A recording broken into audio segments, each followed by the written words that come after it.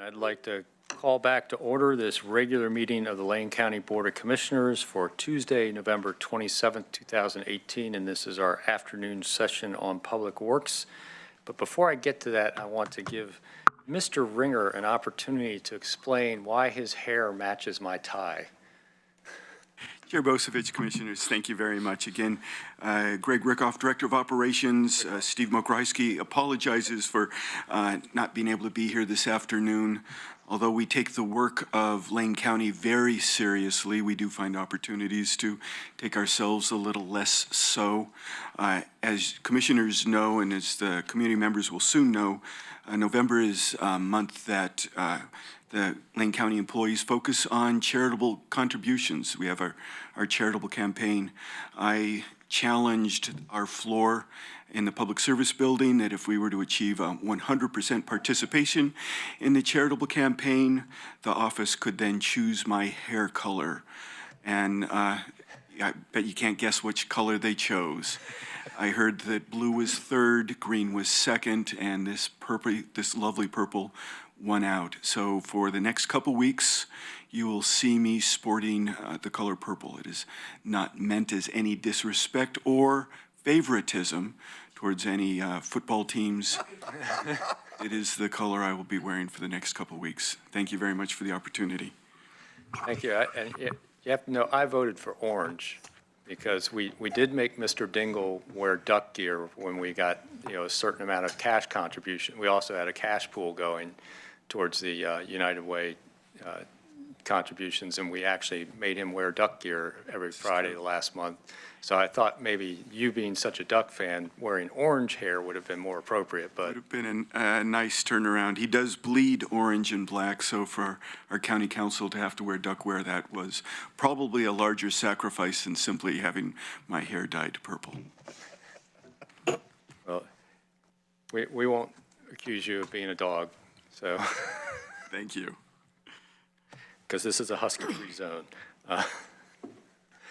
So with that, we'll get on to more serious work here. We're here for item 13A, which is the fourth reading and deliberations for ordinance number 1808 in the matter of amending Lane Code 16090 definitions, LC 16210 F1 zone, LC 16211 F2 zone, LC 16212 EFU zone, LC 16214 marginal land zone, and LC 16264 telecommunication tower standards to update definitions, modernize terminology, enhance the user experience by simplifying the code, streamlining review processes, and align the code more closely with state law, and adopting a savings and severability clause, file number 509 PA 180535. So with that, I'll turn it over to Amber Bell for staff report. Thank you, Commissioner. Actually, I'll lead off today. Our planning director and land division manager, Lydia Kay, isn't able to make it today, so I wanted to make a few comments before we dive into this. First of all, I just wanted to thank the board for your direction and involvement in this project to update our land development code. It is a needed and necessary project. And I also want to acknowledge that it's been a somewhat contentious process inherent in what we're trying to update, because there are people on all sides of this issue. And oftentimes land management staff get caught in a challenging position of having to interpret building and land use regulations and apply those in a uniform and consistent manner. And they're often caught between conflicting desires of the development community, the environmental community, and the board's desires. For the past year, staff have been working to update the county's development code with the intent of simplifying and modernizing the code so that the applications can be streamlined, or that our land use decisions can be less contentious and less susceptible to appeal. In this process, we have relied upon the model code from the state to align where possible with state statute. The initial board direction was that these updates be policy neutral. However, to achieve the objective of simplifying the code, we have had to remove or modify many somewhat arcane provisions or problematic areas, which then inherently become policy decisions as they are favored or disfavored by one side or the other of the development community. Throughout this process, staff has been open and transparent, moving through our standard process for public involvement, including public readings, a public hearing, and a review by our Public Advisory Committee. The proposed updates before you today have been reviewed by the Planning Commission and by the public through 3 previous readings. Staff has made several changes to these updates during the public hearing process as requested through public testimony and as directed by the board. So we appreciate the amount of time that the board has spent on this project. We believe that these changes will be an improvement both for staff and in having clearer regulations to interpret and for Lane County residents in navigating what can be a confusing and cumbersome process. We continue to be open to any changes that you may have today for these regulations. However, we should note that any significant changes made today would not have the opportunity to be reviewed again by the Planning Commission or by the public through our hearing process without having additional readings. And with that, I'll pass it to staff. I guess Amber, you leading off? Thanks, Dan. To provide the board with an update on where we're at with the process. On November 6th, as you know, the board conducted a continued public hearing, and at that time, the public hearing and the record was closed. At the continued public hearing, staff presented revisions to accessory farm help dwelling provisions and also to the ordinance language regarding the interpretation of how changes to siting criteria would affect applications for timeline extensions. Also, in response to public testimony, the board provided direction to staff to revise the ordinance, and staff have made those changes. So specifically, those revisions have included deleting the additional siting criteria that was recommended by staff. That was the grading, clearing, thinning of an area of vegetation for forestry or non-forestry uses cannot be used as a justifying factor in determining the building site in an application. We've also deleted the language in the F1 and the F2 zones at subsection 5A triple I that comes directly out of the OAR that's somewhat redundant with the siting standards, and by and large is intended to provide direction to counties to allow counties to adopt more specific siting standards to meet the OAR forest siting standards.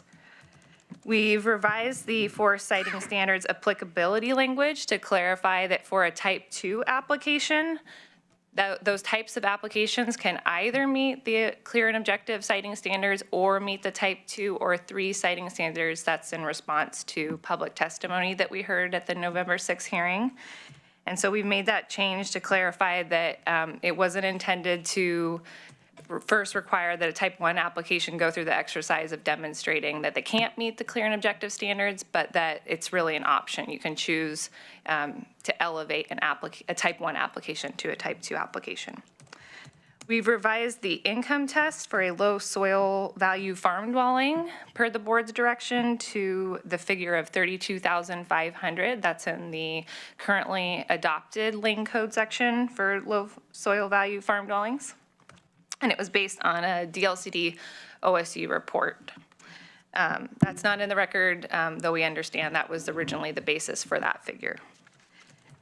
We've added an interpretation in the ordinance language that the board of, and I'll read that, the Board of County Commissioners finds that amendments to siting criteria of Lane Code 16-210 to 212 are not intended to and do not constitute a change of applicable criteria for the purpose of Lane Code Chapter 14 timeline extension requirements. Again, that's in response to public testimony that we've heard with concerns that changes to siting criteria may prohibit timeline extensions of existing approved applications that are out there.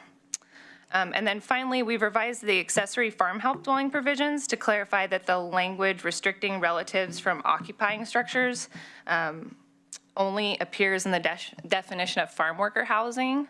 So it's a more specific limitation. It doesn't apply to accessory farm help dwellings in general. That's what we found after reviewing the statute in more detail. And so we've made that change as well.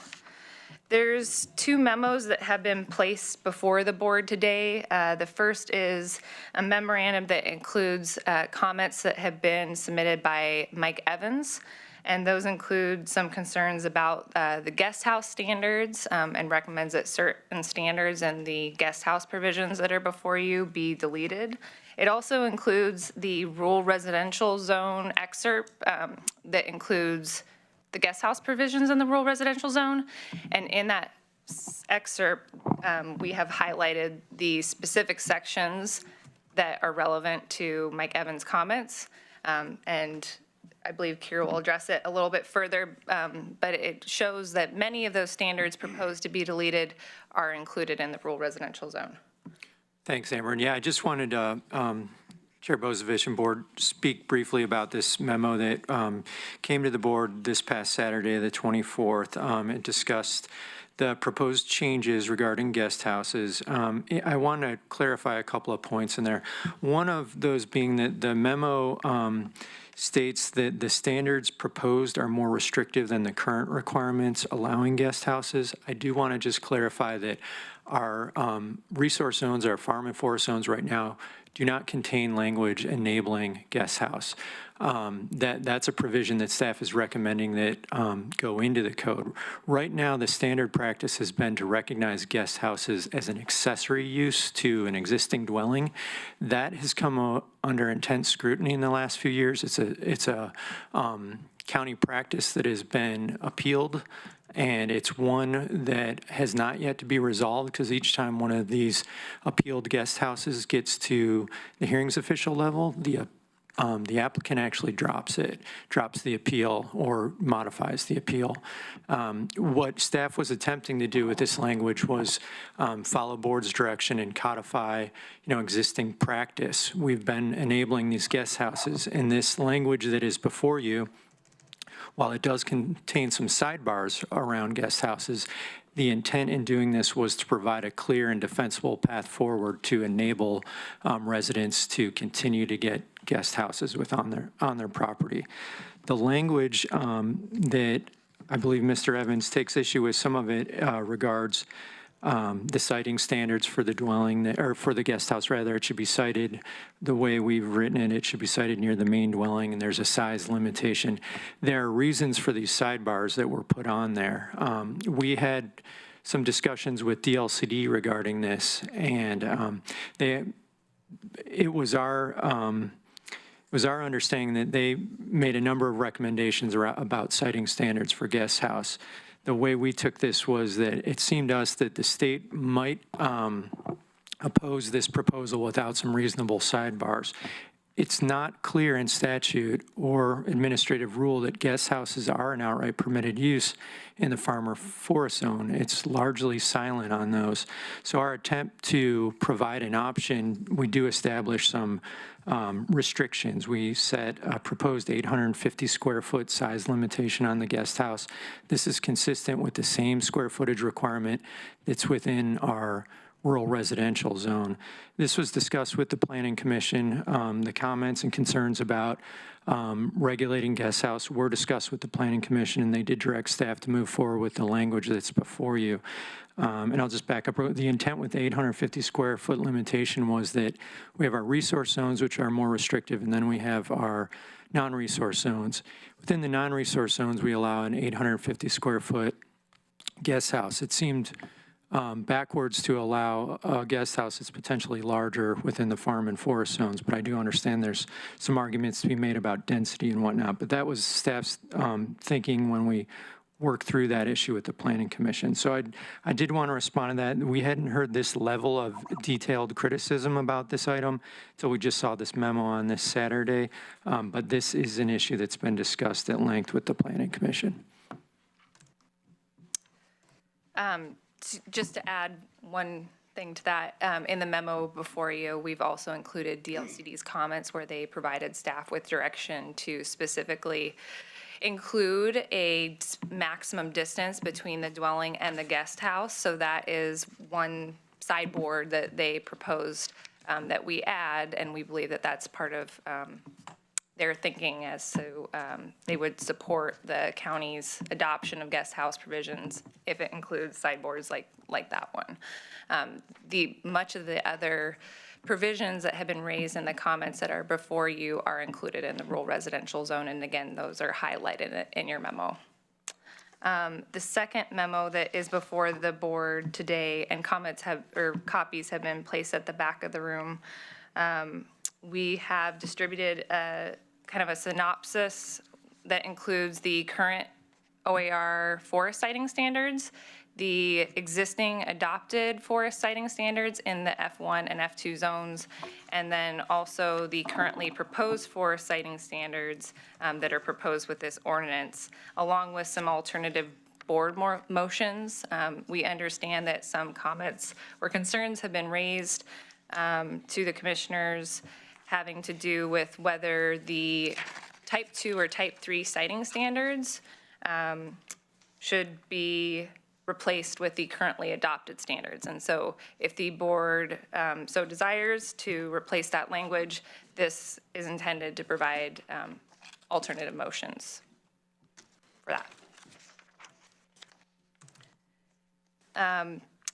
Given that the revisions were discussed, that have been made to the ordinance before you, were discussed at the continued hearing, but weren't specifically read into the motion, we are recommending a 5th reading today, and we're recommending that the board move the ordinance to a 5th reading on December 11th. We're available to answer any questions.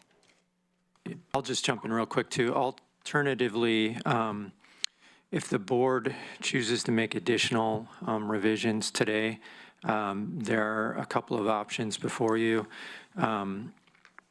Any new revisions made today would require additional readings. So there's the option of a potential reading on the 4th and then again on the 18th. So if there's new things to be entered, we have conferred with legal counsel, and that's our understanding, is that it would take an additional reading on the 4th and then the 18th if it's the board's desire to try to push these things through before the end of the year. Otherwise, any revisions will probably get pushed out into January if we can't make those dates. I know that December 18th is a very full agenda day. So. Conclude staff. It does conclude staff's report. Thank you. So questions from the board? So I was going to ask the question about the 4th and the 18th, so I'm glad you covered that, because I'm probably going to be suggesting some language changes that will need to be put together and published, I think, at least one more time, if I get agreement. So seeing we spoke about guest houses last, I'll start with that first somewhat. Just to ask the question, our current definition of guest house in our code is that it is an accessory structure. Basically defines it as an accessory structure. Are there siting sideboards on accessory structures? Is there clustering required and distances and all that are similar to what's being proposed in the current language? So what we have in the resource zones, we have what are called same site provisions.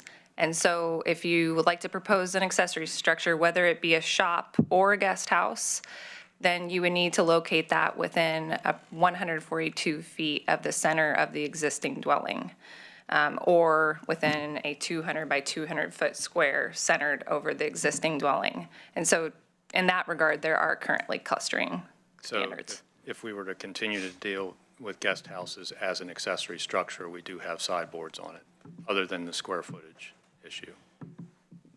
So I just want to clarify that. I'm a little concerned about some of this. So I do appreciate, Dan, your comments about the work that's been done and the intent of staff and the balancing act they have to walk. With that said, I do, the more and more I've had to get into this and deal with the minutia and go back and forth from old code to new code, old code to new code, I realized that even though we're using, quote, the model language from the state, the model language is more restrictive in several areas. And that was not where I was headed with this process. And I know that, it was good faith intent of the staff to try and just follow some of that model language, but I think that model language has led us astray in places. And I know some of this is going to seem like last minute, and it's just built up over this time of going back and forth and getting the comments and reading into all of this. So there's a bunch of changes I'm going to ask for today and see if I can get support from the board.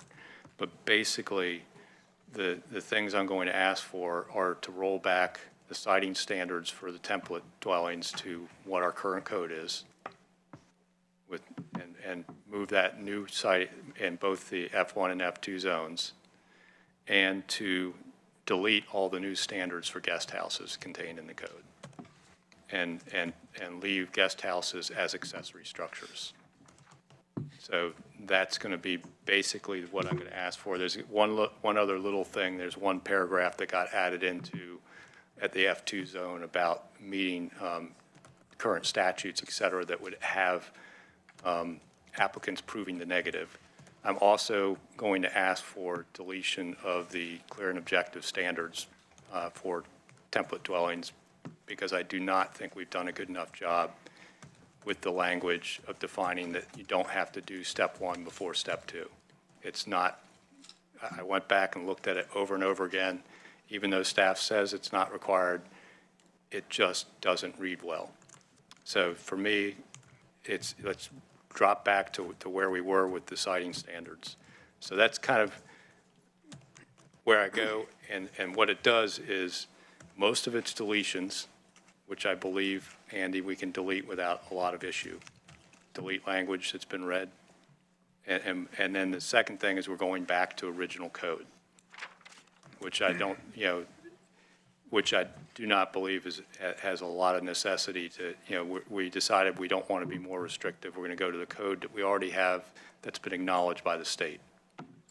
So in those two things, but it's enough of a change that I'd like to see it put back into the formats that you guys have, and read it next week, and then do a final, hopefully a final reading deliberations on the 18th. But I've got a motion prepared that specifically mentions all the sections and the substitutions and deletions I'll be asking for, that I can hand to another commissioner to make, or I can hand the gavel over and make the motion myself. But it basically gets down to, one, I'm greatly concerned about the siting standards for forest template dwellings, setting us up for Measure 49 claims. We don't get to collect a fee for a Measure 49 claim. We had to defend ourselves against one. So I'm concerned about the financial health of our county in adopting standards that are more restrictive. And we have a set of standards. They aren't the best. I agree with that. But they're the current acknowledged code that seems to be, where we are. And without changing, if we just renumber those and adopt them into this code, we're not putting ourselves subject to Measure 49 claims. We're not accidentally causing problems with one-year extensions. All those issues go away. Same thing with not bringing in the clear and objective standards. The guest house issue, it's always been my thought that if we're going to start looking at guest houses and specifically regulating, that should be a separate discussion, because I'd like to open up the RR restrictions. I think 850 square feet is entirely too small. And really gets to be an issue when you're talking about conversions, where somebody may be living in a legacy older home and wants to convert that older home into a guest house as they build a new home on a site, a replacement dwelling, in the same, centralized footprint as, the 200 by 200 area, or within 142 feet. But that existing home might be more than 850 square feet. Are they going to start having to take down portions of that home? I'm not real comfortable with that. And because of that, it might cause people to tear homes down, and I just don't think it's where we want to go. I really think that if we want to have a separate discussion next year about establishing guest house, we can also look at what we have for guest house and RR, and talk about guest house in general. In fact, what I'm pushing for right now is to allow accessory dwelling units in RR, which is in a guest house, which allows a full kitchen. So there's, I'm at the legislature pushing for one thing, and then here I'm going to adopt a code that's actually more restrictive than what I'm pushing for in the legislature. So, this is sort of about that original instruction about trying to stay policy neutral. And I know it's been a tough balance. But the changes I'm going to ask for today make us policy neutral. It takes us back to where we are today. And if we can't get agreement on that, maybe we just don't adopt a change to Chapter 16 and we stay policy neutral. So, there's too many other good things contained in this to completely throw it out. But, that's kind of where I am. But I see Keir wants to address some of this. And Dan, you look like you do too. I appreciate those concerns, Chair Bozovich, and we're happy to keep looking at this and reopen it if that's the direction of the board. I would just like to say that in some instances, we have gone towards the more restrictive code that's in the model code from the state so that we can align with state statute.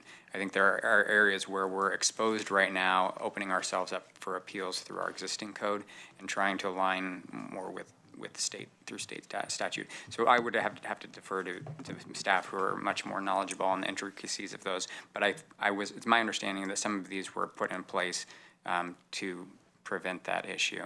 So I'm not sure if the guest house one falls in that realm, and maybe Kerry, if you could speak to that.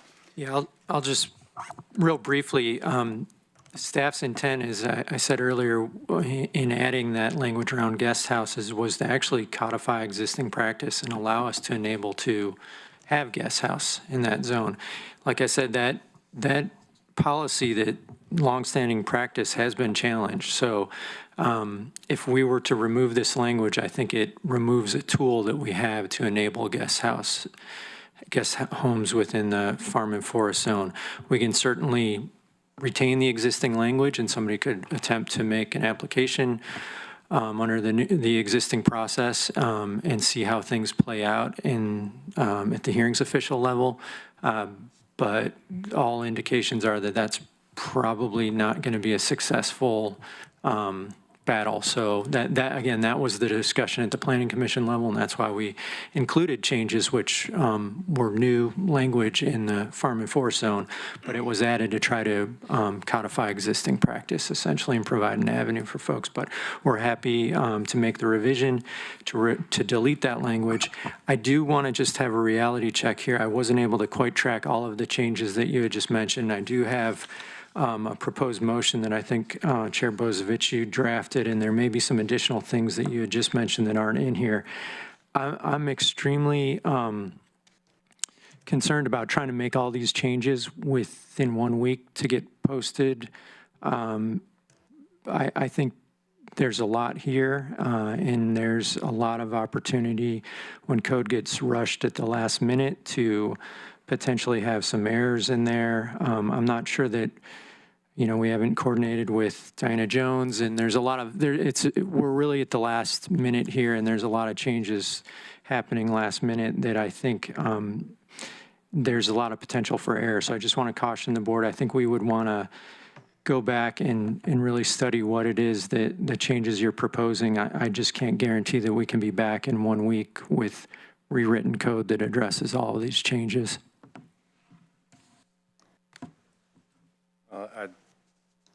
I guess, that's probably a staffing issue to some degree, so I have to defer to you on that ability to do that staff-wise. I thought pretty much that the deletion of full sections and renumbering wasn't a large issue. Sorry to interrupt. The one is the replacement with the existing code and renumbering in the same format as this code, but I think you already took a stab at Section 211, you just haven't done 210.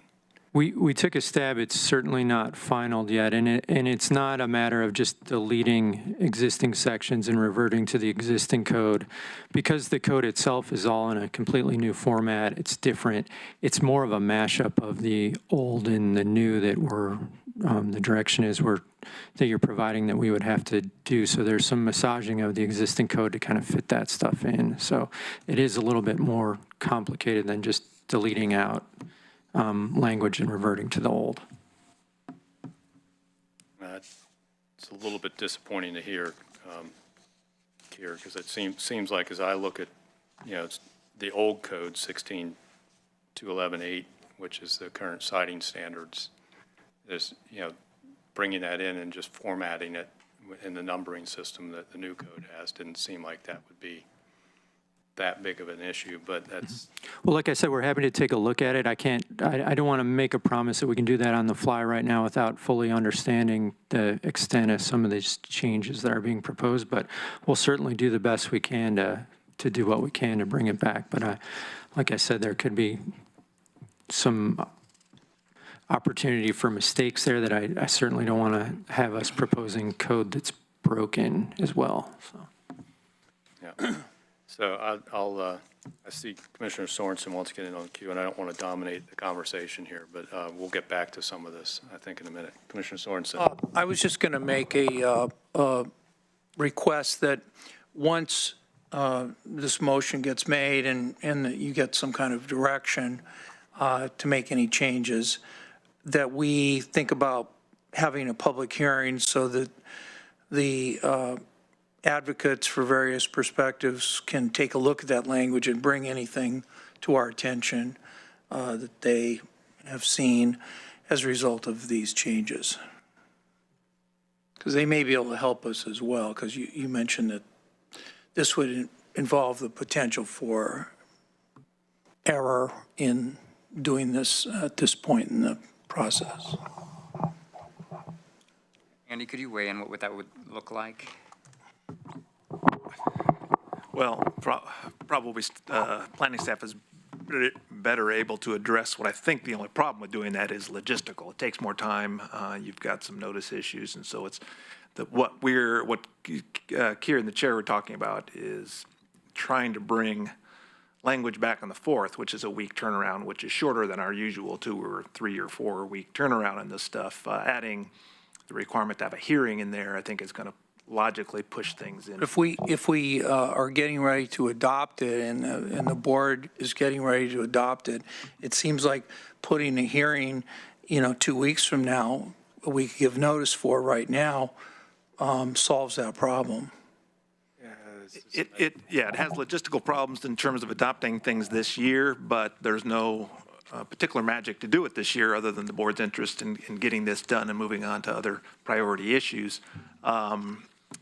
I can't argue the fact that having a hearing and letting folks speak to these proposed changes may add to the understanding for the board. At the same time, the issues being discussed around citing standards have come up before and been kicked around. Whether we learn anything new at a hearing is obviously I can't say. But I will say I don't think legally there's any requirement under Goal 1 or other more specific statutes that we do an additional hearing in this legislative matter, but certainly wouldn't hurt.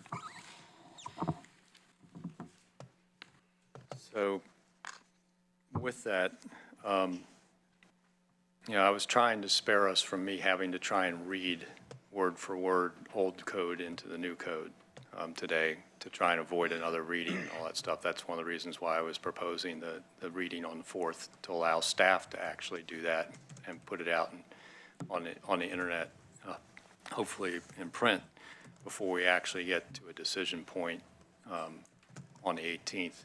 The 18th is a crowded agenda.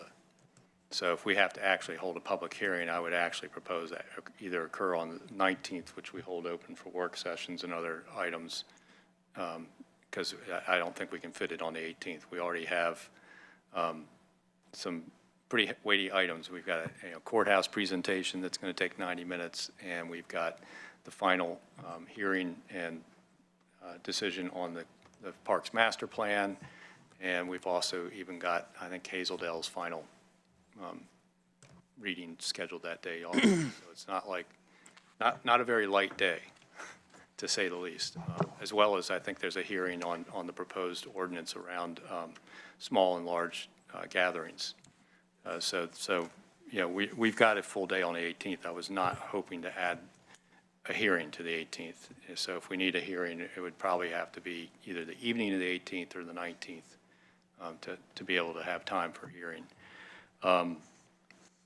So I was just, my original intent today was to actually read the entire new code, code changes today, so we could go ahead and keep the current schedule. I don't think we can do that because I don't know if I can read the F1 zone, because you guys really only came back with the F2 zone language for today. The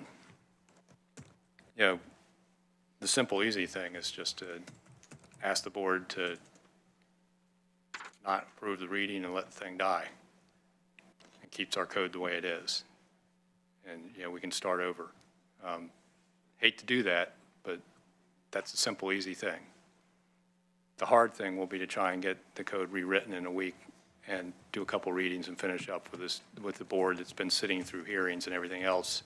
We go past the end of the year and get into a new board. I think we have to reopen the record and everything else for the new board members and almost start over.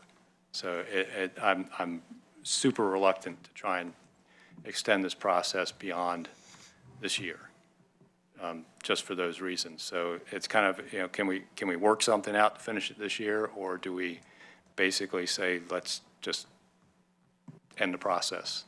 Because I'm not comfortable adopting the current siding standards. I'm not comfortable with the guest house standards that have been included. And that's just, I can't vote to approve it the way it is. So I'll look to the rest of my board for comment on that. Mr. Chair, could I see those motions that you have? This will be the first time I've seen these.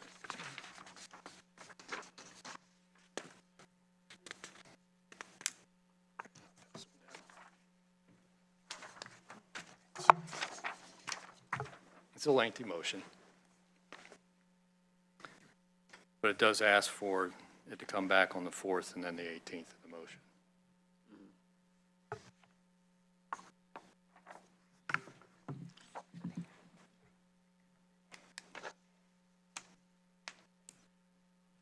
Mr. Chair, Commissioner Farr? I'd need a little bit more understanding as to exactly why this is not doable in 1 week. Well, Commissioner Farr, I would actually appreciate it if I could, I'm not sure that the list that I have in front of me is all-inclusive of everything that Chair Bozovich had mentioned, and that's what I was just trying to determine with Ms. Bell. If this list is feasible, if there are other things in addition, I just want to make sure I understand what they all are. So if you wouldn't mind repeating some of those things that you had listed.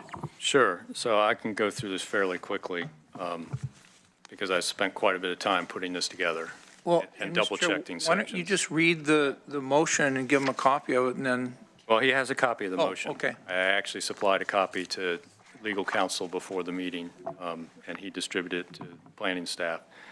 So basically, the first part of the motion is deleting the sections that pertain to the clear and objective standards in F1 and F2 zone. And I think it might be repetitive that it's taking out the piece of the grading, the 211.5A3. I have to just double check on that one. That takes care of the issue of the clear and objective standards. The next paragraph about deleting the entirety of section 210.5A2 and 211.5A2 are the siting standards as they were proposed for template dwellings in F1 and F2 zone. And to rewrite them with the current code, section 210.7 is the siting standards for accessory dwellings in F1. Section 211.8 is the siting standards as they currently exist for F2. So getting down through those first two paragraphs deals with deleting the clear and objective standards process and reestablishing the current siting standards. And Mr. Chair, if I may ask a question?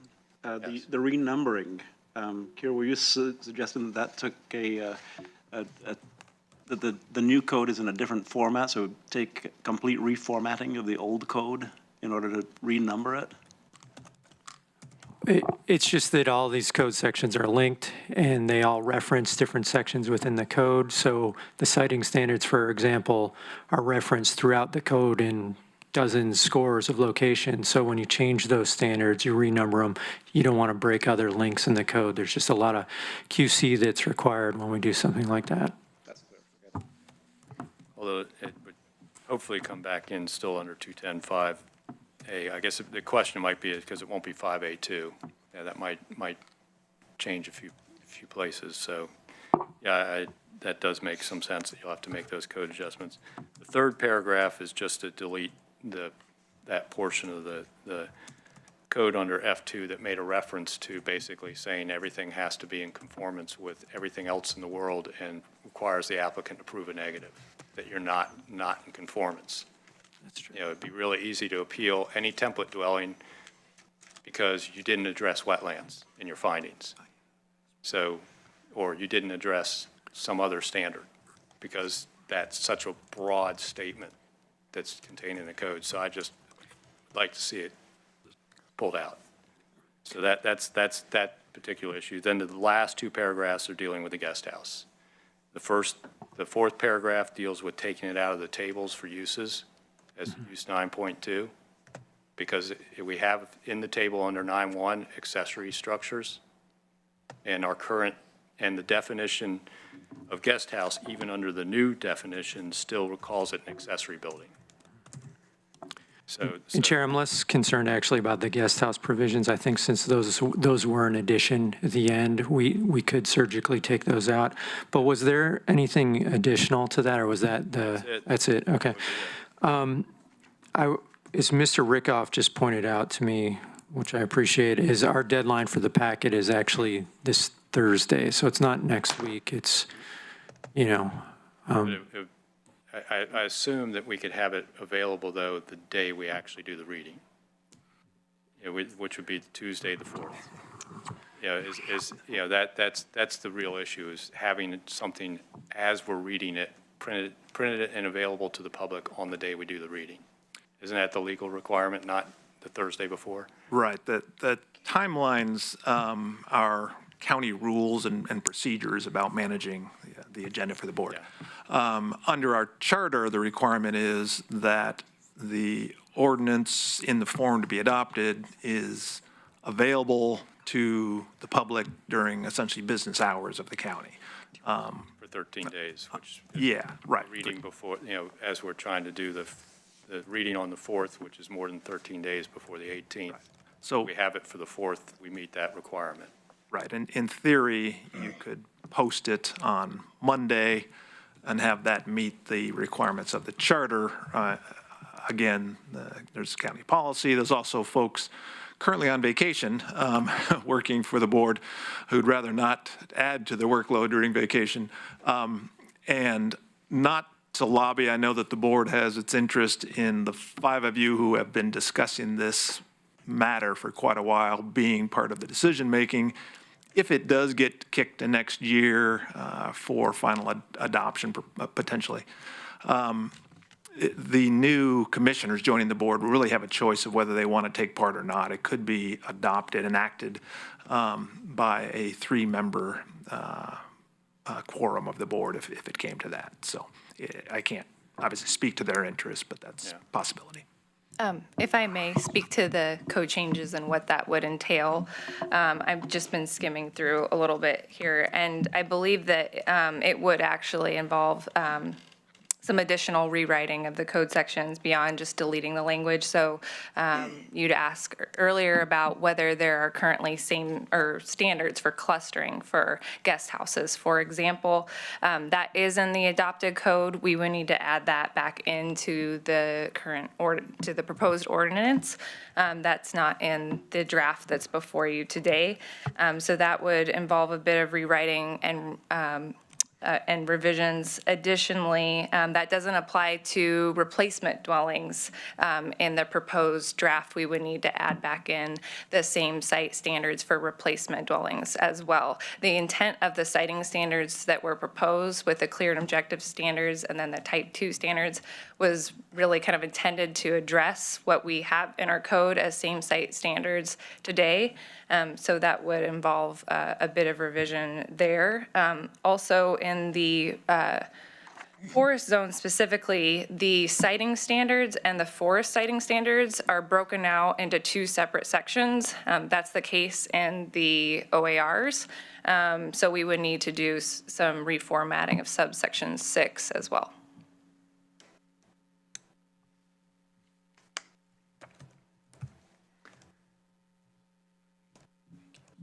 So it sounds like it's a pretty heavy lift for a week, It may be. maybe, which kind of gets me to my concerns about carrying this over past a year. I have real concerns about us getting a code that's more restrictive when it comes to housing. Even if it is in a resource zone, it's still housing. And it also sets us up for the possibility of Measure 49 claims and causing problems for people that have existing approvals and these one-year extensions. So I would have to look myself, but it seems that, because we're going back to calling a guest house an accessory structure, which in the definition calls it an accessory building, that accessory buildings are addressed in the clustering and same site requirements. It doesn't, I don't know why we would have to write back in the guest houses under that. So that's, well, We're getting obviously in we're at a crossroads here where we're just running out of time to get to where I want to be with this code. And I have to think about whether it's advantageous for us just to end the process or to let it roll to next year or not. Commissioner Farr. Thank you, Mr. Chair. There is one overarching element, and I'm going to address this to Mr. Rickoff, who's the administrator right now, so he can distribute this information to whomever. We are in a housing crisis. Now, we're not talking about a great many houses here, but we are talking about making houses more expensive by restricting how people can build houses in certain zones. And if we are serious about addressing housing crises, the housing crisis, which is affecting all of our lives, then we need to do everything that we possibly can with every element of the law that we have control over to make it easier, not more difficult, to make it less restrictive, not more restrictive, to build houses. And so because of that, I'm concerned that it would take professional staff that long to make adjustments. I'm concerned about that. But I'm more concerned about the fact that every single time that we make it more expensive to build a house, we keep people out of having houses. And if we're willingly going to do that, then we just as well forget the fact that we have a housing crisis, forget the fact that there are people not living in houses, and make it as expensive as we want to build houses by making it more restrictive. This seems to be unnecessarily making it more restrictive. And some of the explanations that you're giving to comply with state land code, and let's see, this has come under intense scrutiny in recent years. Intense scrutiny by whom and what causes the scrutiny, So the scrutiny that we really need to apply, the lens that we really need to apply is, are we making it easier for people to live in houses in Lane County? And can we do everything inside of the law that we possibly can do to make it easier, not harder, to make it less expensive, not more expensive, to make it less restrictive, not more restrictive, to have people living in houses? Even though we are talking about a relatively small number of houses, we have to address this at every single level. That's where my concern mainly lay, and I'm concerned that professional staff cannot take a look at the changes that are being made and accommodate it without further restricting the building of houses in Lane County. Well, Commissioner Farr, as I indicated early on, staff is happy to take a look at it and try to see if we can meet it within the deadline. There are a number of changes here being proposed, and if the board is comfortable with us attempting to do that, we'll certainly try. To speak to your point about making the code more restrictive, I do need to respectfully disagree that staff has been trying very hard throughout this process to simplify the code so that it is easier on our residents to work through the process. That's been an overlying goal of staff. We take those county mottos seriously. We are focused on solutions. We'll be focused on solutions over the weekend, working on this code to try to bring something back that is not broken, but I just wanted to point that challenge out to the board, that there's a lot of changes here being proposed last minute that's going to have us working some long hours to see if we can do. And I'm not opposed to that. It's just if at the end of that process, we have a code that is not functional, I just want the board to be aware of that potential, so. I understand that, Kieran. In your respectful disagreement with me, you're indicating that there is nothing in this, the code as it's without the motion. Let's take the motion that's being made here. There's nothing in this code that's going to make it more expensive to build houses in Lane County. You're saying that's your respectful disagreement, that this doesn't make it more expensive to build houses in Lane County. I'd say that's a really complex question, and I can't give you a yes or no, but I would say that the intent of the code right now is to provide more certainty and clarity to the development community. And in my experience, certainty is a good thing when there's the risk of appeals, which really drives up the cost. And our intent is to make this code comply more with state law and to be more defensible and legally defensible. And that certainty that's provided through that lowers costs. So as I'm thinking about this and thinking about Commissioner Sorensen's desire to hold another public hearing and the fact that we're putting a crunch on staff, maybe the solution is to hold that hearing in January with the new board. And if the new board chooses to participate or not participate will be up to them without the history. There will at least be 3 board members that have been here through the whole process from when we accepted the grant from the state to start this process and provided direction to staff at that time to the closure of it. I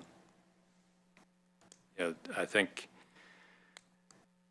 I know there's desire to try and make things more clear, but I think in doing so, we risk way too much in the way of either Measure 49 issues and/or people losing their ability to get 1-year extensions on existing approvals, which, for a template dwelling, it's a house.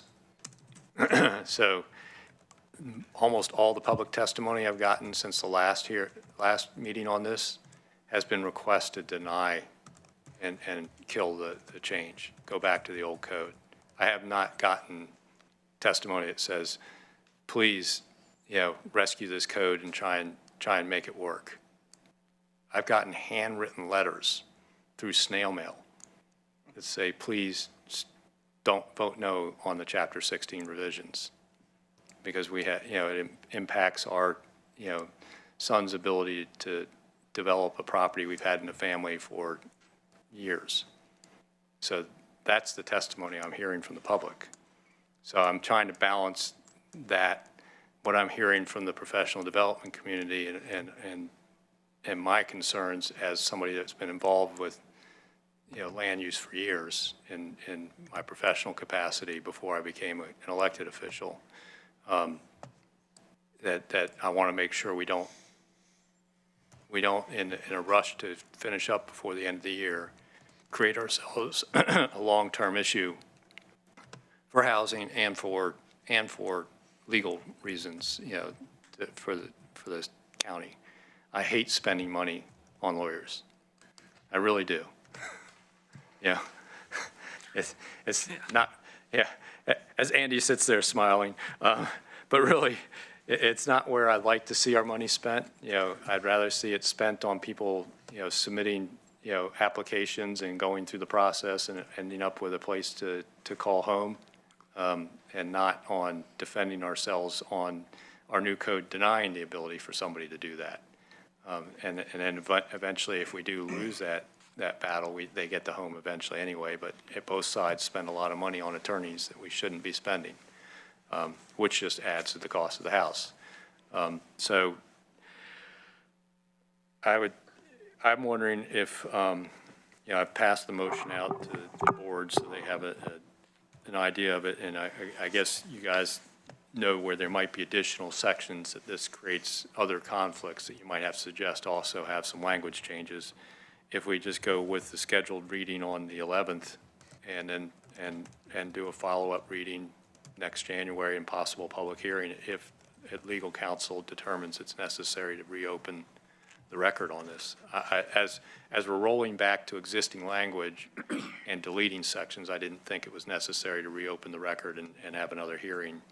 But, you know, I'll look to legal counsel and the planning staff about that. I'm not happy about that idea because I think it's bringing in a whole new, a couple new sets of eyes and everything else, but it's better than throwing away over, how long you been working on this, Amber? Year and a half?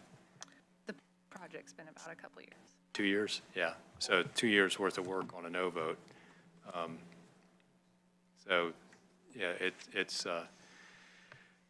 be good to get to the point of where I have something I feel comfortable that we're not adding restrictions and not setting us up for lawsuits. But I don't want to rush staff through that for all the reasons that Keir points out, that there are references we have to double check, make sure we're not losing something in that. Roll back to existing language. We did it pretty successfully in Chapter 13, where we rolled back to some existing language there around, legal lots. That's what, I was hoping it was going to be as easy as Chapter 13. But unfortunately, it doesn't sound like it's going to be. So I still look to the board if that's a solution they're supportive of, is trying to finish this in January, or if they want to, how they want to deal with this. Commissioner Lykin. Thank you, Mr. Chair. So I think after listening to this conversation and after peering through a lot of the, because I'm the same way, I've received snail mail letters on this as well, and really specifically toward one issue more than anything else. That's the siting standards and I think what you're referring to as accessory dwellings. They're just, I think when you're in business at times, you just need to just cut it and walk away. I mean, if the majority of the board wants to move forward and take a look to see what you can do in January, that's fine. If it was up to me, I'd call it a day and walk away from this and say, I'm sorry you put that much time into it. But, Keir, with all due respect, I don't care if you made the most perfect changes that you possibly can, you will get appealed. This is Lane County. There will be appeals. That's just the way it works. It's the way it's been since I've been here, and it doesn't matter. There'll be an appeal and it'll come in at the 11th hour. It always happens. So you can make the most perfect changes. If you're trying to set it up where we don't want to get appealed, not going to happen. It will get appealed. That's my thought right now, but I'll defer, especially to, I think, I'm just really interested to hearing what Jay, Pat, and Pete probably have to say on this, because they're coming back. And if they really want to move forward and take a look at this in January, that would be fine. But, I've been in enough projects where even you put enough time in it, and if it doesn't work, you just cut it and move on and be done with it. And frankly, that's where I'm at with this. And I'm sorry you put that much time into this, but I'd be more inclined just to walk away and just leave it as is and be done. And but that's just my opinion, and I'll be interested to hear what the rest of the board has to say. Thank you. Commissioner Williams. Thank you, Mr. Chair. Well said, Mr. Lykin. I am totally agreeing with your comments. Pete, any thoughts on hearing in January? Up to you three, I think. When I was in the Senate, we would get like thousands of letters on things, and at first I went, oh my God, thousands of people are writing me. And then someone pointed out, well, until it reaches 10,000, it's just been the work of a special interest group that generated a few letters. I think that the issue here is we've gotten letters because people were alarmed, that somehow the Board of Commissioners were going to be taking people's rights. And so we got handwritten letters, like you said. I've gotten them from Portland. I've gotten them from Medford, from all around the state. And I'm not even sure that's even reached you guys, but that's been a big drumbeat, But to me, it's just that people were given some information that prompted them out of fear to write. So I'm not sure that's the total picture of the need to move ahead with bringing the code into alignment with the, my point about raising a public hearing is that when we have this many changes that are being proposed, the experts that are out there that are following these things, some of whom are in the audience today, they're going to want to give us their views. And they'll give us their views whether we have a public hearing or not. But, you know, having a public hearing does make it clear. And I'm okay with having that public hearing in the process of moving this forward. It doesn't have to be, we have until, you know, we have quite a while to hold public hearings if we want to.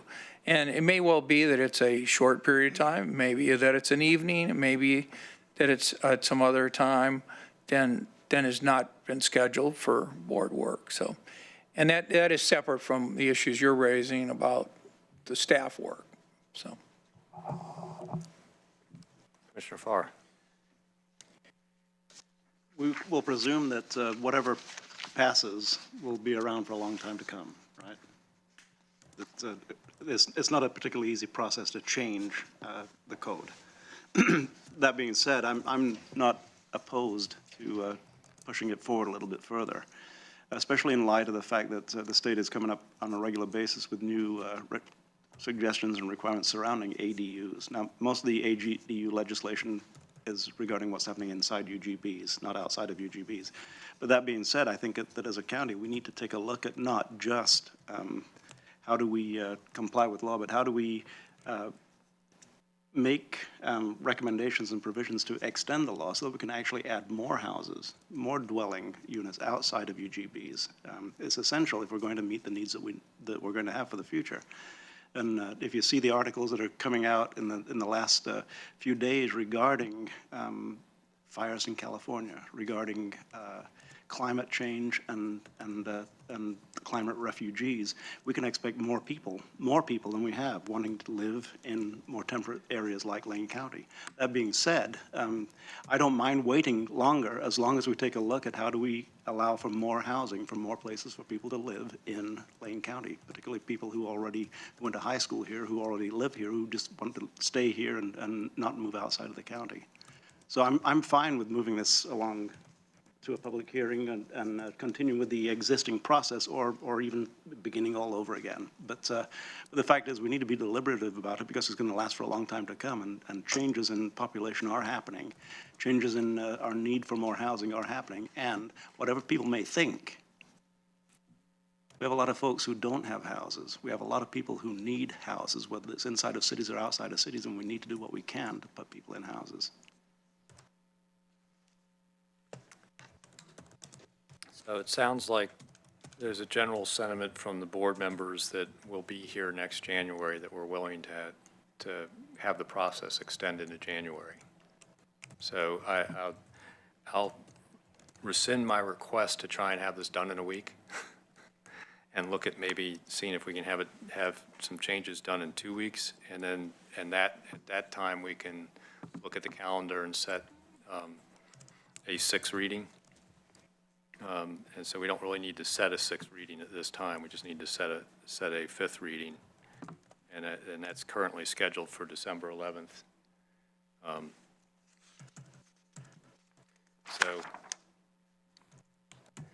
I might look to Look at Commissioner Farr, because I'm ready to walk away. I'm done. So if Commissioner Farr wants to make the motion. that would be the change to my proposed motion would be to make it to keep it on the 11th for the 5th reading. Okay. And no need to address the 6th reading or public hearing until we get to that time. But if we request the following changes in the text be made for that reading. Okay. I move to approve I move approval of the 4th reading for ordinance number 1808 and set the 5th reading and deliberations for December 11th with the following changes from the published test. Delete following sections in their entirety, section 16.2105A1, section 16.2115A2, 5A1 and section 16.211 5A3. Delete the entirety of section 16.210 5A2 and section 16.211 5A2 and replace them with the citing standards from the current code, section 16.2107 and section 16.211.8, renumbered to match the new code format. Delete section 16.211 3C6 AA in its entirety and renumber as necessary the remaining sections. Delete use 9.2 guest houses and conversion of lawfully existing dwellings into guest house from the following tables: Table 16.210-1, Table 16.211-1, Table 16.212-1, and Table 16.214-1. And delete the following sections on guest house or conversion of a lawfully established dwelling into a guest house and renumber as necessary. Section 16.210-3P, Section 16.211.3S, Section 16.212.4CC, and Section 16.214.3Q. And that's all written here, which I would presume is going to be printed intact on our website immediately. Second to the motion to approve the reading. There's no second from the body. I'll second it from the chair. I'll second it. Okay. So it's been moved by Commissioner Farr, seconded by Commissioner Lykin to approve the fifth reading with the changes to be made for the, approve the fourth reading for the changes to be made for the fifth reading for the 11th. Commissioner Sorensen. Thank you very much. So with this motion, I wonder if staff could give us an overview of how long it might take now that you heard this motion more formally. I'm going to let Keir address your question, Commissioner, but I want to jump in real quick, first of all, to say that the motion, I think, will be interpreted by staff to do other items sort of bookkeeping nature required to make the changes that motion calls for if it's approved. Yeah, if there's other references that need to be adjusted for these changes, I think that's built into the motion. I'll ask the motion maker if he agrees that's the intent of the motion. The second was the intent. Yeah. And to answer your question, Commissioner Sorensen, staff will make these changes and they will be available in time for the packet for December 11th. That's about as best as I can tell you that we will get it done. And we do appreciate the additional time to make sure we get this right because as Commissioner Farr said, we hope that these do last a long time and we want to make sure we get it right. So thank you. Yeah. When was the last time we revised Chapter 16 resource sections? 30 years ago. Yeah. Yeah. So I know I was trying to rush to finish up with the current board, but at this point, I'm willing to let this ride into January. So it looks like we'll probably have if the motion's approved, we'll have a fifth reading on the 11th, and we'll probably set a public hearing for sometime in January at that time. So any further discussion to the motion? Commissioner Lykin. Thank you, Mr. Chair. So 30 years ago, that was the last time? Well, there's been minor legislative updates from year to year, but a big overhaul, maybe longer, 84, yeah. Yeah. You know what you call that in the private sector? Bankrupt 25 years ago. So any other discussion to the motion to approve the fourth reading and set the fifth reading and deliberations for December 11th with the proposed changes? And of course, any changes and references necessary caused by the proposed changes. Seeing and hearing none, I'll call for the vote. All those in favor, please say aye. Aye. Any opposed? No. Motion passes 4-1 with Commissioner Sorensen opposed. Thank you. Do you need a copy of what was the revised motion, which basically was just changing a date and taking the sixth reading reference out?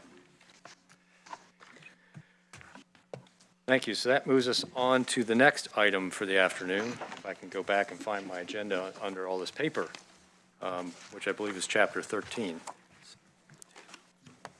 My apologies. So Item 13B, which is the fourth reading and deliberations of ordinance number 1807 in the matter of amending Lane Code Chapter 13 to add, revise, and delete definitions and provisions to modernize and update the entire chapter, amending Lane Code Chapters 10 and 16 to update references and definitions for consistency with Lane Chapter 13, and adopting a severability clause, file number 509 PA 1605453. And again, we have Amber here. Thank you again. To provide you with an update of where we're at with ordinance 1807. As you know, the board held a continued public hearing on October 16th, and at that time closed the public hearing and held a written record open until October 18th at 4 p.m. We did receive some public testimony, and that's included in your packet as attachment 4.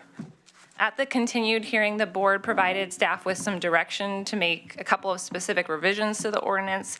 The board directed staff to add language back into the definition of contiguous that is currently in the adopted version of Lane Code Chapter 13. And so that adopted language has to do with when roads weigh in on the presence of roads to determine whether a property is contiguous or not. So we've gone ahead and added that language back into the definition of contiguous. And also we've removed the provisions that require drainage easements. So both of those revisions have been made to the ordinance. Several comments have raised concerns having to do with petition roads. In short, that issue of petition roads is not germane to Chapter 13 at this time, largely because staff has revised the ordinance to only include one criterion for legal lot applications, and that is whether a property is a lawfully established unit of land as defined in ORS Chapter 92.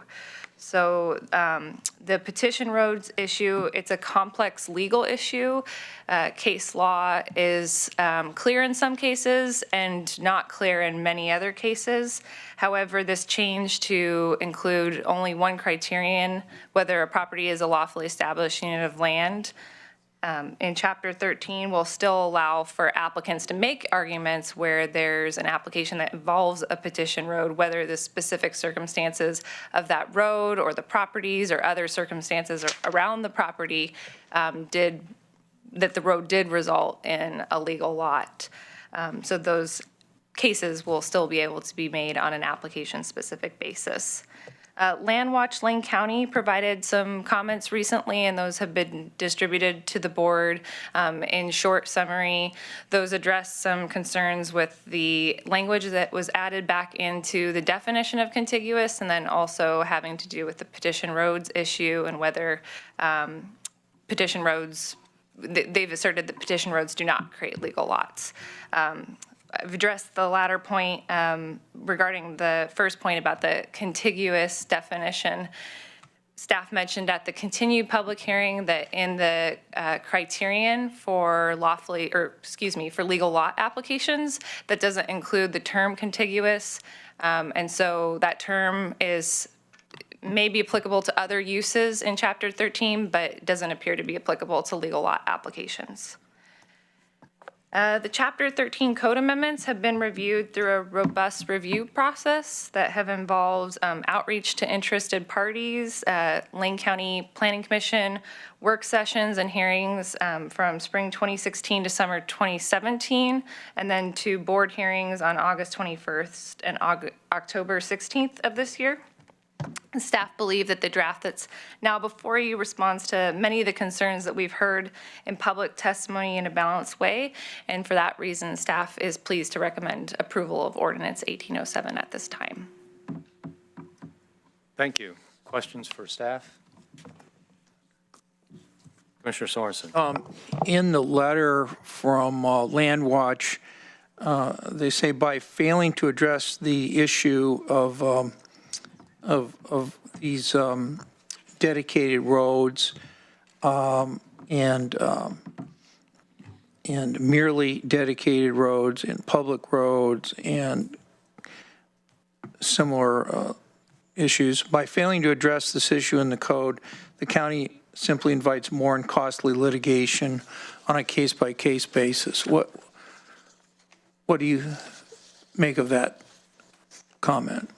Is that for me, Commissioner? Yeah. That question. Couple points. One, preliminary to my opinion.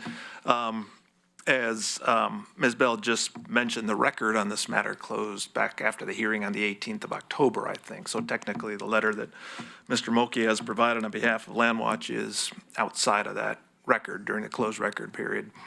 This is legislative, as you know, adoption rather than quasi-judicial. You can base your decision on what you read in the newspaper in the morning of the vote. So it's not that big a deal. But technically, just wanted to note that. As for my legal opinion on roads dividing property, we've discussed this quite a bit, I think. The case law is clear that a road that is held in fee simple interest, so you've got a separate ownership, that bisects a property serves to divide it into legal lots, basically. At least it did formally before 1991? 1990, when the statute language changed. So we're talking about essentially roads created prior to 1990. So it's clear if it's a road held in fee simple, it has that effect.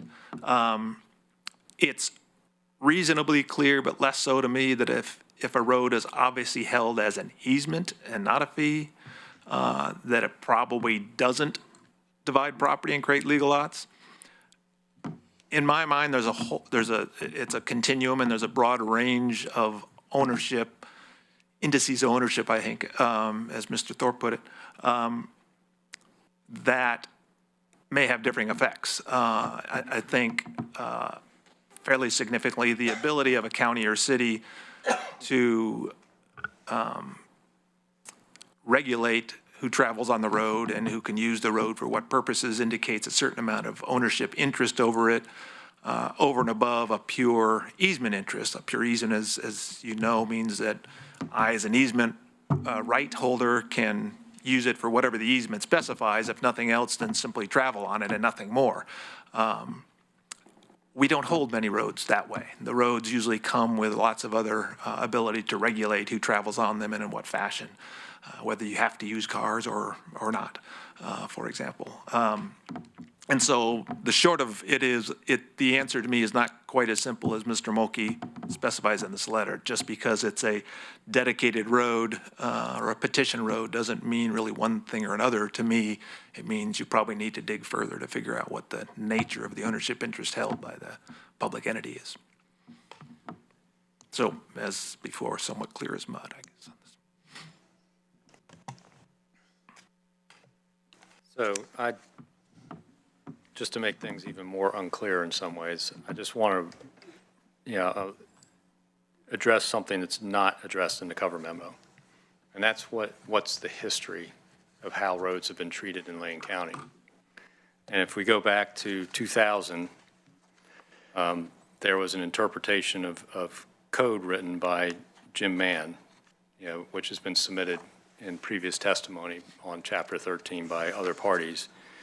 But, it states the problem statement, and the last sentence says, the record of administration interpretation of Lane Code shows that the county has consistently interpreted Lane Code to mean that roads divide property and has on record rejected interpretations of code and state and case law to the contrary.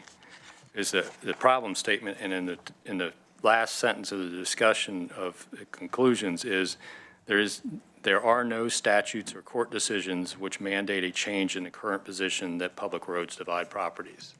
And that was the 2000, 18 years ago. A couple of years later, in 2005, there was a board order on an elect to hear issue. And in that board order, in the findings, where they decided not to hear, under finding 10, is the board of commissioners will not change the current interpretation of when roads divides a legal lot, which is based on statute and the past practices of the Land Management Division. So we actually have a board order from 2005 that we haven't rescinded or changed, that it is this county's policy that roads divide land. Doesn't matter if they're petition road or fee simple road, that's just the current county policy. Not saying it's correct and not challengeable in court, but the fact that this memo never addresses the fact that our existing policy, as adopted by the board and previously interpreted by land management staff, is that roads divide land. I'm going to be supporting the adoption of Chapter 13 and the updates we have, partly because they were referenced, as far as the legal lots, they're referencing ORS. And this whole issue about roads dividing land is not referenced and not germane. That's one of the reasons why it was, in that definition of contiguous, that has nothing to do with legal lot definition and division of land. That's about the definition of contiguous as it reflects in other pieces of the code. So, but Chapter 13 doesn't actually deal with that necessarily, but just to make it clear, there's been board policy adopted in a board order that hasn't been rescinded or changed since 2005, which reflects a staff memo from 2000, which reflects years of practice. And the key phrase in that is a public road. And sometimes a petition road is not public. And that's where we get into these issues of, is it just truly an easement?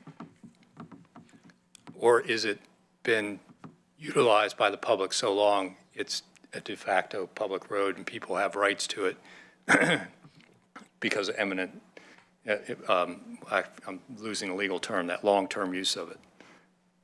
Andy, help me out. What's that? The phrase that goes with that? If you walk across person property for 20 years, you kind of have Adverse possession or. Yeah. So there's that term public road is the key phrase there. And that's, if it's a public road that the public has a right to use by established use, established prior to 1990, I can't see how you can't say that doesn't divide somebody's property. Even if you might hold, quote, title to the land underneath of it in some manner, if you have no right to take that use away, and there's no clear, and there are people using it aren't clearly granted the easement, the public's regularly using it. That's, quote, the definition of public road, the common definition. So that's neither here nor there. It's really not part of what we're choosing to adopt today. So the comments from, Mr. Mulkey, I do appreciate them, that there's still this unknown out there, and there is going to be possible interpretations. And is it really truly a public road, or not? Does it really divide the land? That's buried in other parts of ORS and not part of Chapter 13. And what we're adopting today, and doesn't need to be addressed, and the definition of contiguous doesn't apply to legal lots. So I think, we're mixing things up by getting into the public road discussion. I think overall, we've kind of fixed some things to where I'm fully supportive of the changes to Chapter 13. I'll throw out a couple comments, and I think overall you're right that perhaps that long tortured evaluation analysis we've had over this week, over the months of readings, is probably not necessary because it may not be relevant after all to the changes we've adopted or proposed for adoption here. A couple of thoughts just so the board, for future reference maybe. I know there is a case, I can't remember the name of it, but it gets to the point of essentially if you've got a established county policy that's been applied consistently, even if looking at it now, it may not be consistent with what state law would require now, there's really no justification for going back and changing the application of that policy for years gone by. Flip side, perhaps, is some of these sort of easement roads, and I'm thinking of Yachats Road 804, for example, out near the coast, where the public has acquired a right to access or to use a roadway simply by history of using it. That's the sort of road that really doesn't carry any other, I don't think, incidents of ownership other than the right to travel over. Does that divide property? Physically, kind of, but technically on paper, I don't know. And that's kind of the open question, I think, that's posed. But again, you're right. I think we've sort of gotten beyond that issue in the draft that you're looking at now. So further discussion or questions for staff? If not, I'd entertain a motion. Commissioner Lycan. Thank you, Mr. Chair. So I'd like to move approval of ordinance number 1807, matter of amending Lane Code Chapter 13 to add, revise, and delete definitions and provisions to modernize and update the entire chapter, amending Lane Code Chapters 10 and 16 to update references and definitions for consistency with Lane Code Chapter 13, and adopting a severability clause. Second. That's been moved by Commissioner Lycan, seconded by Commissioner Williams to adopt ordinance number 1807. Discussion to the motion. Seeing and hearing none, then I'll call for the vote. This is an ordinance. Mr. Rickoff. Commissioner Williams. Aye. Commissioner Farr. Aye. Commissioner Lycan. Aye. Commissioner Sorensen. No. Chair Bosevich. Aye.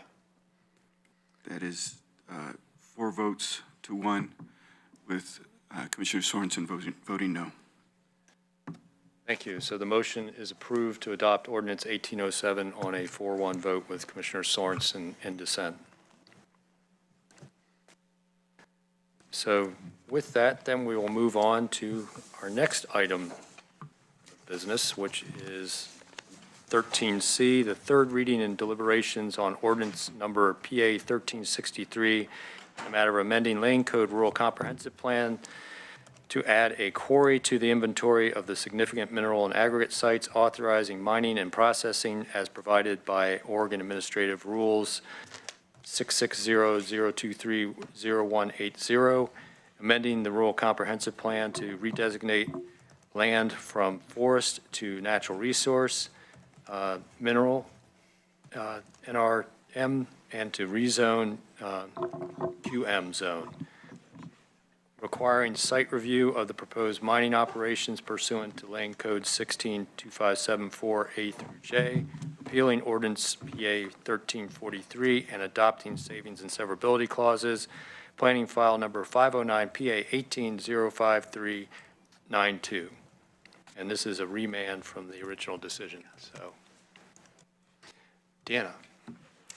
Hello, Chair and Board of Commissioners. For the record, I am Deanna Wright, the staff planner who is processing this remand request.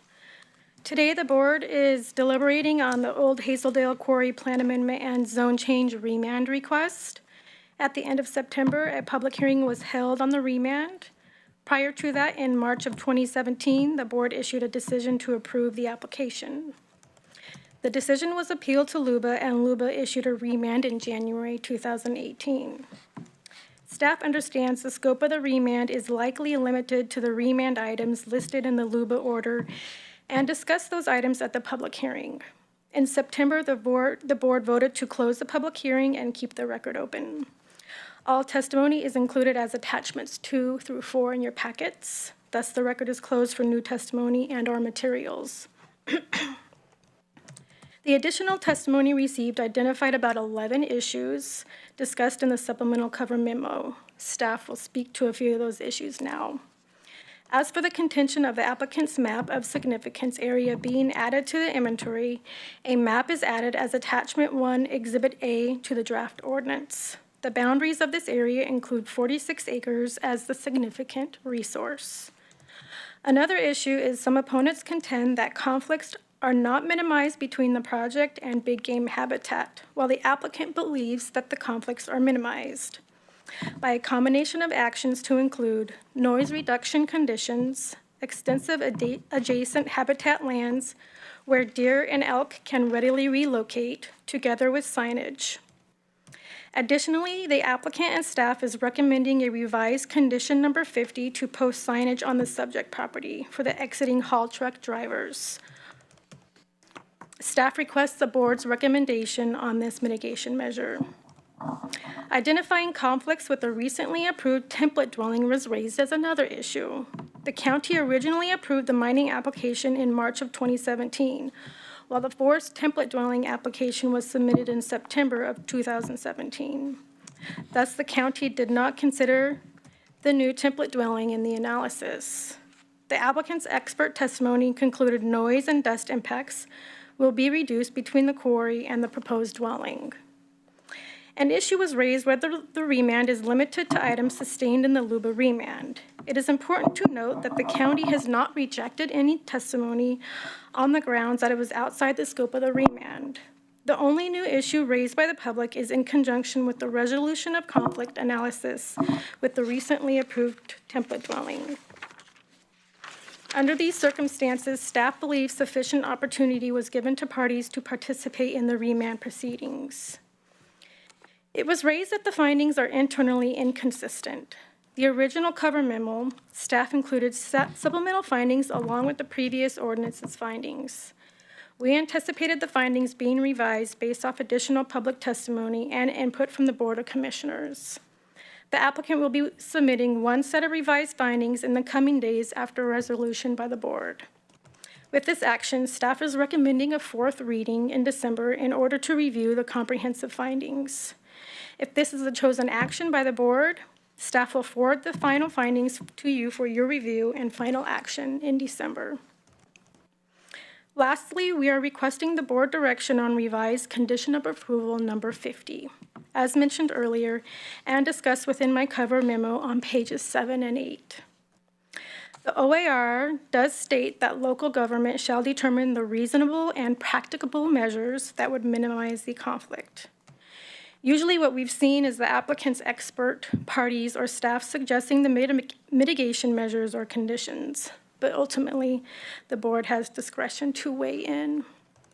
The purpose of this condition revision is to minimize the potential conflict between big game and haul trucks on the haul road. This concludes my presentation. We are available for questions during the deliberations if any arise. Thank you.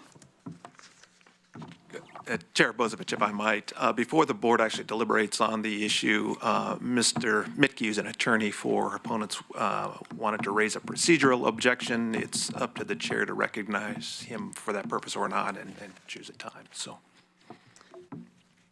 I'm going to look to you, Andy, because this is a clear quasi-judicial proceeding, is having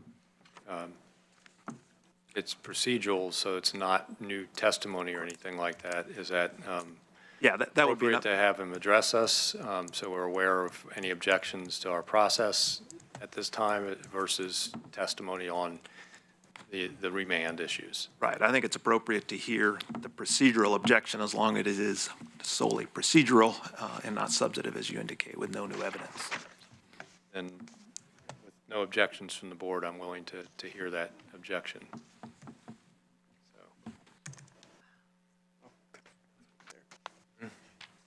Yeah, we lost our camera on that side. That's why we moved the podium. Certainly. I appreciate you taking consideration of this objection. Just to be clear, we are not introducing any new evidence or testimony or addressing any of the approval criteria related to the substantive application at this point in time.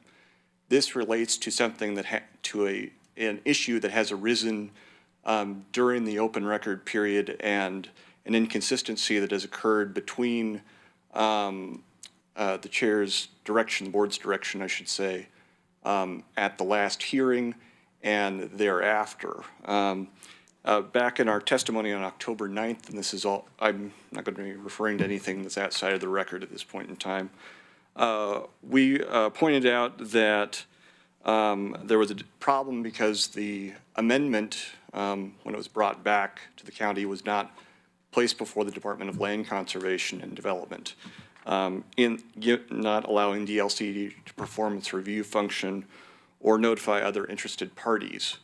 In response to that issue and to correct the problem, staff on October 12th provided a notification to the Department of Land Conservation and Development. I'm not sure where that is in your packet. In looking at it online, it's at pages 453 to 457. And I can provide you with copies of that material if you'd like to look that over.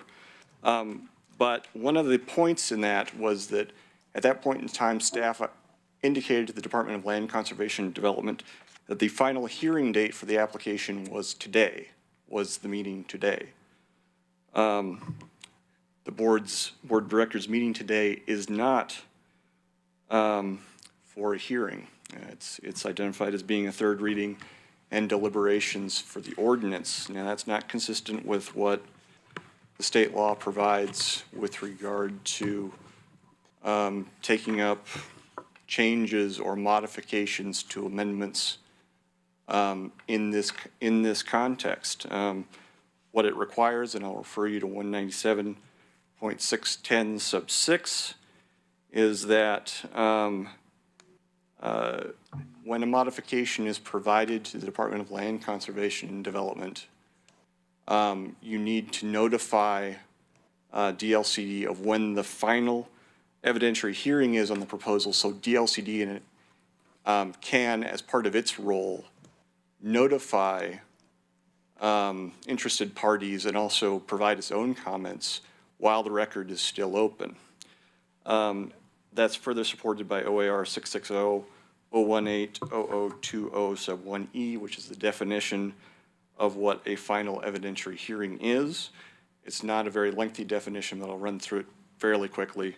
That is the last hearing where all interested persons are allowed to present evidence and rebut testimony on a proposal to adopt a change to a comprehensive plan or land use regulation.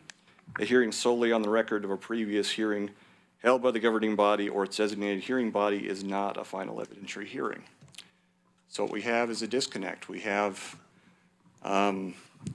information that's gone out to a state agency advising them that the final evidentiary hearing was today. We have no evidentiary hearing today. As such, we'd formally request the county take appropriate steps to renotice and hold the final evidentiary hearing in accordance with state law at this point in time. I have copies of my objection in letter form. It doesn't include any additional testimony evidence that I can distribute upon the request of the chair. So, Andy, I'm going to look to you as our attorney, and I'm looking at the staff report under item 6 on page 8 of 11, discusses the notice to DLCD and comes to the conclusion that it's either resolved or not applicable to the proceedings. It sounds like he's fairly well identified what appears to be a notice error to DLCD.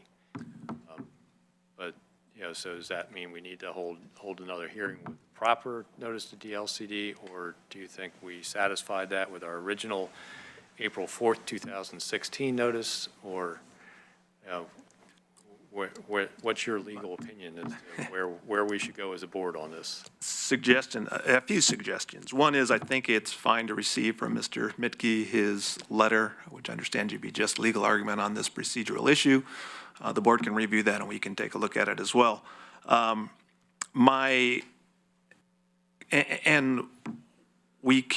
can formally respond to the board during the next, what we anticipated to be the final reading of this matter on the 11th, I think? 18th. Oh, 18th, okay.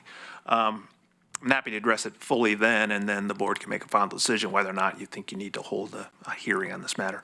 My opinion right now is I don't think you do. I think that the notice provided to DLCD during the first go-around on this matter is enough, and that this essentially is a continuation of that proceeding, notwithstanding the trip to Luba and the remand back here. So I technically don't think notice to DLCD was required for this remand proceeding. But again, as I say, I can take a harder look at that and get back to you on that.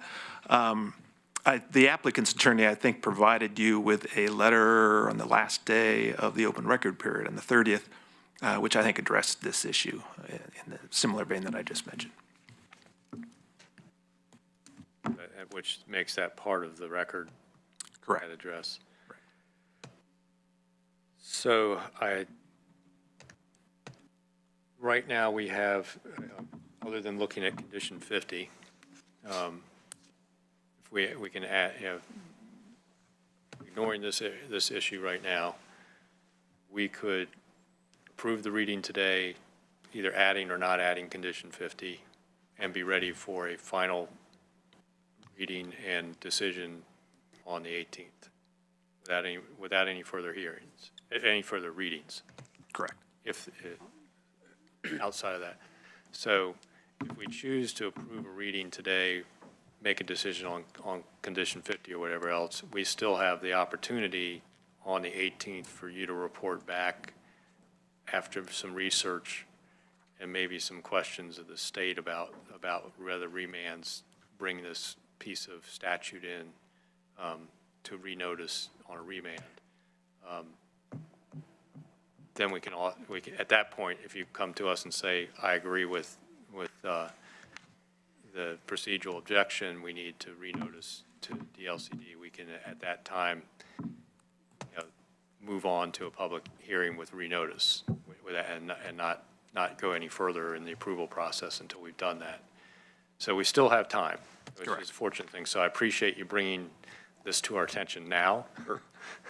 But I think as far as the today's issue, I'd recommend to the board that we just deal with whether or not we're going to approve this reading and deal with condition 50 as requested by staff, and give legal staff time to do some research and give us a report back before any additional reading we have, and we can make a decision then on the procedural problems.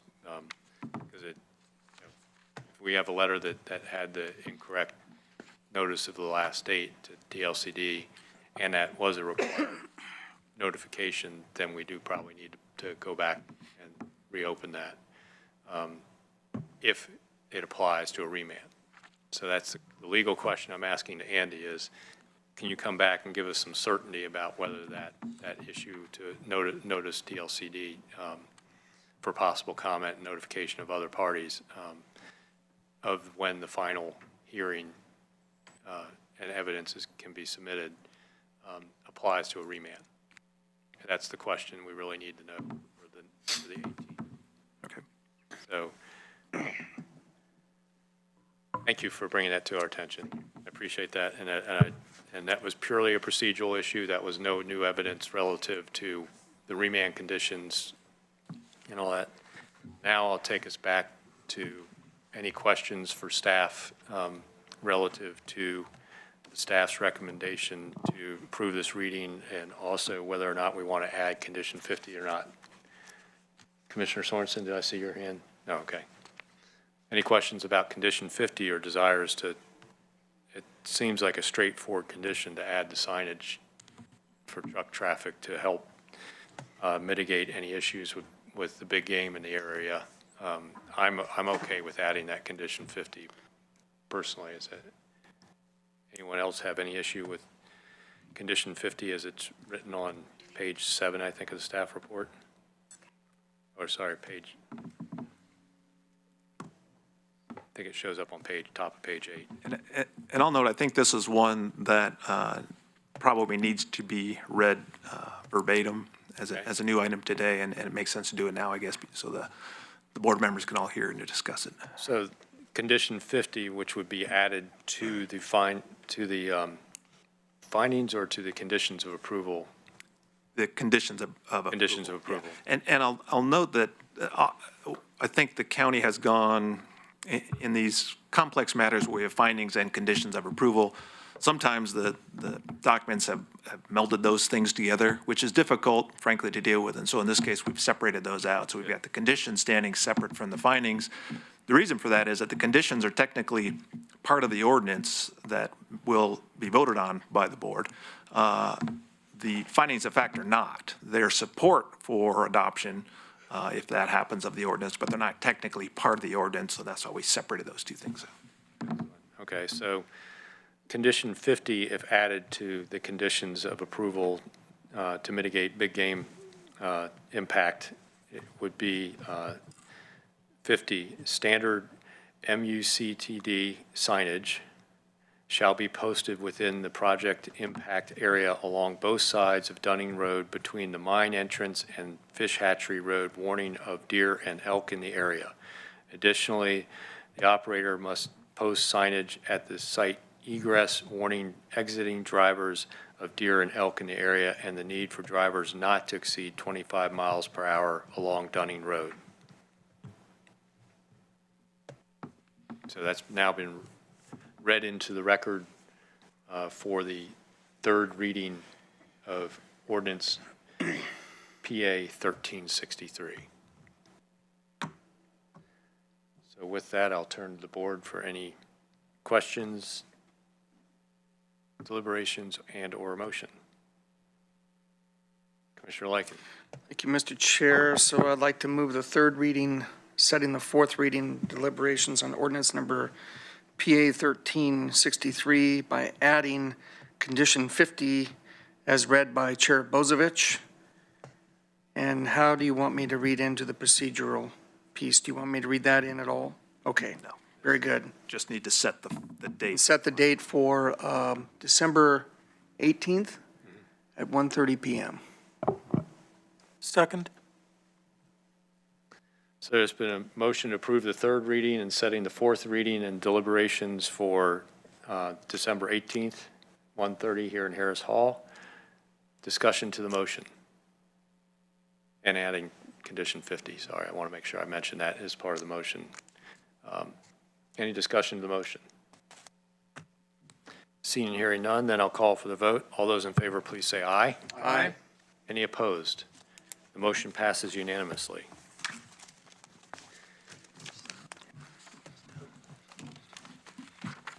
Gave our planning staff quite a workout this afternoon. Yep, I appreciate your endurance, as well as my fellow board members.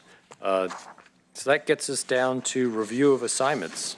Mr. Rickoff, well, I think I called you Ringer earlier, sorry for that. That is okay. I Two very different people. answer to many things with Purple Herring, including things I will not repeat for the cameras. Now, I did miss the morning meeting, and I believe there was an LCOG assignment, which I don't have details for. Yeah, there was an LCOG assignment about a possible work session to look at our contract with LCOG and Okay. membership in that organization and the conditions. Okay, so I And then have, there was a second assignment about looking into additional winter camping opportunities. Right. Overnight camping as in car camping and Conestogas, et cetera. and then in addition to that, this afternoon, we have ordinance number 1808, scheduled for a fifth reading on December 11th, and ordinance number PA 1363, a fourth reading for December 18th at 1:30. Correct. Is there any other assignments we missed? We already took care of our executive session. Is there any other business for the board today? Seeing and hearing none, we are adjourned.